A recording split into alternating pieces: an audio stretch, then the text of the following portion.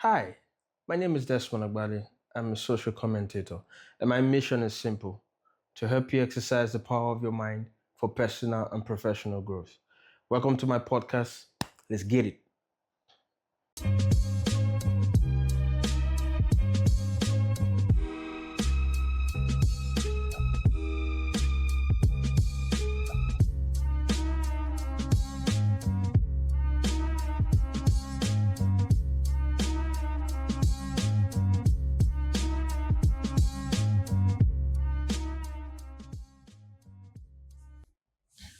Welcome to another episode of the Desmond Agbadi podcast. I'm a bit tired today. I went for my swimming lessons, so I might be, I might appear lagging. Not in my thoughts, of course, just physically. Anyway, we want to discuss about discipline and civility today. And it's such an important topic because of the current times that we're in Nigeria. Obviously, you heard what happened with what has now been popularly dubbed as Kwam 1 and Kwam 2 cases. Kwam 2 being unofficially, of course, unofficially the person's name. Kwam 1 being, of course, Wasia Inde Marshall. So, with what we saw, um, something just has to be said, and it's that simple. A society that lacks discipline, or a people that lacks discipline, because the people makes up the society, will eventually become a lawless place. There will be disorderliness. People will not be accountable, and there will come a time where it might get, it might degenerate and get really worse. That as to what we're seeing now. As a person, the first thing, the first building block of every society is the family. And so it means that whatever lessons that we want to get, whatever teachings of life that we want to receive, it must start from the family because it's usually built like that. It's just a natural principle. So it builds from small to big. That's how it is. But what we now have in Nigeria is a society where a lot of people, a lot of folks who used to be kids before came from homes that they were not really taught how to be responsible members of society. They were not taught how to be productive members of society. So you now see the scourge of Yahoo Yahoo, aka internet fraud that has now bedeviled the Nigerian society, unfortunately. And politicians, as always, have their hands in many of the ease of the Nigerian society. But personally, as individuals, as peoples, we have a personal responsibility to ensure that we want to do right, to ensure that we want to be law abiding citizens. So, the way I think here, I do not wait to run afoul of the law. I do not wait to get myself into a tight spot or in situations where it is difficult to wriggle my way out of before I act up. And so, in my thinking, what I always want to do, for instance, if I'm in traffic and there's the stop sign or there's a traffic sign, they usually red, green, and yellow. If it's on red, I'm in an Uber. What I do, respect it. And so that's why I tell my Uber guy, you have to respect it. If I'm driving, I respect it. I do not have to wait to be policed. The law enforcement exists in every society, not so that there will be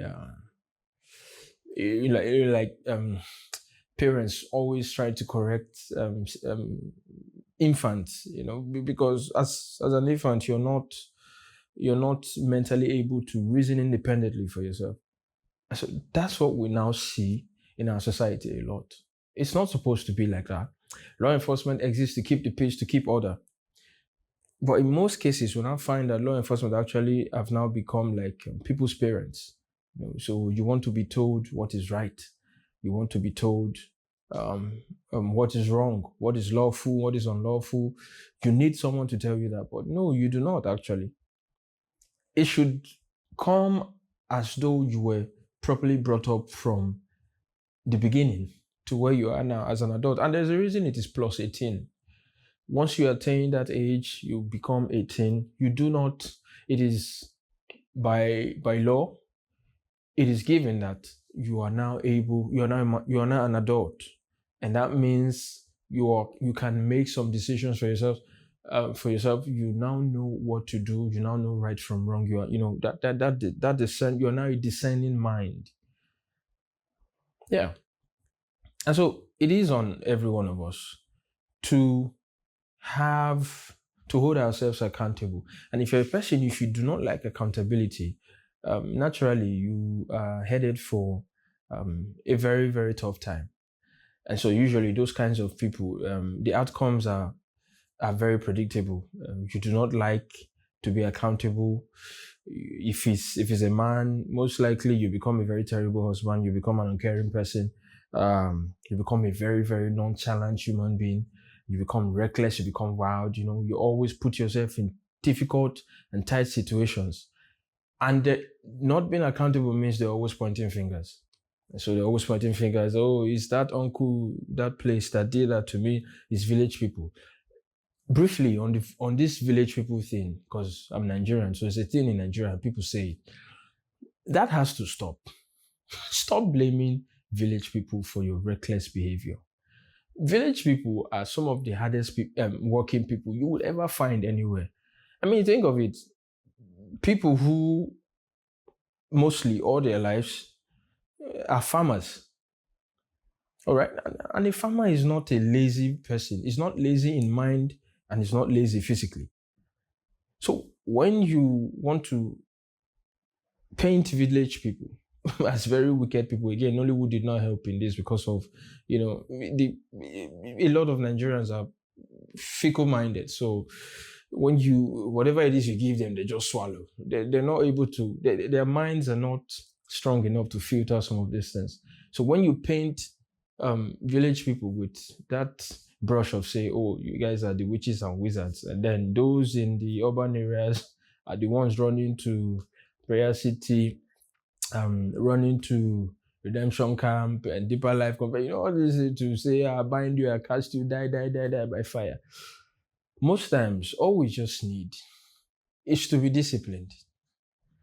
And as a young professional, you should know this. So and I learned this while I was in school. And funny enough, it was just a day in class and then the lecturer hinted on it. I think something had happened that day. Someone behaved in a way that was very, very funny. And ordinarily, the lecturer reserves the right to say, leave the class. I do not want you in this class at this moment because of the way you've acted. And if we're getting to a place where the student is trying to beg their way in, the lecturer and the lecturer is not having it, the lecturer just says, "Okay, I leave the class for you then." And that's where every one of us go, "I beg you, come on, leave the class. Let's do what we've come here for today." So in that class, he touched on KSA because of what had happened, and this is simply the acronym for KSA: knowledge, care, and attitude. So you can have the knowledge. That means, you are very, very well read, you are well exposed, you are well informed, you know what you're doing. You can have the skill to go with the knowledge, the competence and the know-how, and then you're able to solve problems. But see, if you lack attitude, you're always going to run into a roadblock. And so that was what he had to tell us that day. And ever since that time, that has stuck with me. It never left. It was like I had to be in that class in that moment just to hear that thing, because it felt like it was meant for me. That what I needed, it felt like I needed to hear that day that was said. And I gave it a deep thought, because I'm a deep thinker and I do it a lot. So I gave it a deep thought. So what has this man said? What exactly is he on about? Some persons in the class at that time will be like, what is this man saying? Why is he being fatherly to us? Why is he acting as though he was the one who gave birth to us? But I saw it differently. And I'm sure some people shared the same position at the time. And it's true. So if you're a young professional or you're just trying to get on your feet, you're in university, you should it costs you nothing to be benign. It means kindness. It costs you nothing to be kind. It costs you nothing to be responsible. You own your life. It is in your hands. You wield the knife, okay? And the bread is in your hand. You can slice whatever portion you want, whatever quantity you want for yourself. However, just because you are able to do that does not mean that you should chop your own bread, all right? Chop your portions irresponsibly, and then try to eat into the next person's portion. So you've now become an inconvenience. You have now become an irritant. And most people would not have that. So if you're a young professional, I hope if you see this video, you really take your time to listen to it. Please, if you have the skill, you have the knowledge. You have the skill, you have the knowledge. Combine that, marry that with an attitude that is acceptable. I am not saying that you should be timid. I'm not saying that you should be simple-minded. I am not saying that you should agree with whatever everyone tells you, even the elderly. However, what I'm saying is, do not, even in disagreeing with people, okay, do not let it get to dissension. Yeah, that's what I'm saying. So you can, to disagree with an elderly person, and this happens sometimes with me, to disagree with an elderly person, if they say something you don't like, or if they say something you don't agree with, there is a way to pass that message across. It gets better with time. Again, it goes back to habit. If you check one of my previous videos, you would see that I touched a bit on habits. It goes back to habits and why you should always form the positive ones, because in the long run, it's better for you if you form positive habits. And so that means that you want to, from an early age, try and learn the right things. It also helps if you have adults around you, proper mentoring, they're able to bring you up in the right way. And also you have to buy into it. If I'm trying to give you a candy and you are not responsive to my gesture or my hospitality, you reserve the right to say, okay, I don't want your candy. So that's exactly what I mean. People, you have good mentoring, or people who are willing to bring you up, people who are willing to work with you. You should also be able or be willing to want to work with them. So you get that training, you get that upbringing. If you're lucky, you get very, very good people to do this with you. And so you get positive, a lot of positive training, you get positive thoughts. Your mind is shaped and whipped into a proper thinking machine or thinking faculty. It's called a thought process for a reason. You don't say the first thing that comes out of your mouth. But unfortunately, that's what we have in society now. So a lot of people just want to say whatever pops out first, or whatever thoughts comes in first. Not every thought. The mind is not. The mind is supposed to filter. It's a thought process for a reason. So once you think of a thought, you can. What's this term we use in the food industry? You can marinate it. Yeah. So you can marinate it into exactly what you want. And then you have to introspect. All right. You have to think about it again and again before this. And all of this, the human mind is so powerful because all of this usually takes milliseconds or even seconds. So it's not something that has to do with minutes. But then again, that's the principle of repetition. If you do something over and over again, if you act a certain way over and over again, and such that there's a pattern, it becomes, you become that thing. So it's just like AI. AI is not, I see what Nigerians do a lot with Grok on Twitter. So it's not, and Nigerians, you people should be aware, Grok is actually learning a lot from you. All those commands, all those prompts you're giving it, it is learning. So it's machine learning, all right? It's continuous. It does not end. And the algorithm is such that whatever it is you keep feeding it, it begins to form patterns in its mind. So you are exactly more powerful than Grok. Your mind is much more powerful than Grok. You can manipulate Grok. into however you want. And that's why some of us advocate that artificial intelligence be aggressively policed, because we do not want a situation where in the future it gets into the wrong hands, and then what do you know? It becomes a serious issue and it gets out of hand. So yeah, your mind is bigger than Grok. It's bigger than ChatGPT. It's bigger than Gemini. Your mind is so wide and vast. You have no idea. But for you to be able to do all that, you need to discover who you are. And in discovering who you are, you need to form the right habits, okay? And that would also push you in the right direction. You do not want to be with just anybody. You do not want to listen to just anybody. There is always the thing about reading books. That's fine. You can also learn by watching movies. Yeah, watching certain movies is a part of learning. Not just every day. There are movies that are just to entertain you, and that's all right. But in learning, you also have movies for that. So someone like me who loves history, and I see some of the accounts on World War II and what Hitler did and all that terrible things that happened with the Allied forces, the Axis forces.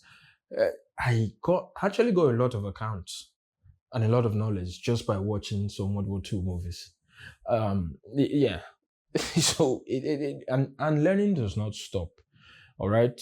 As long as you draw breath, as long as you exist, you continue to learn and you don't stop.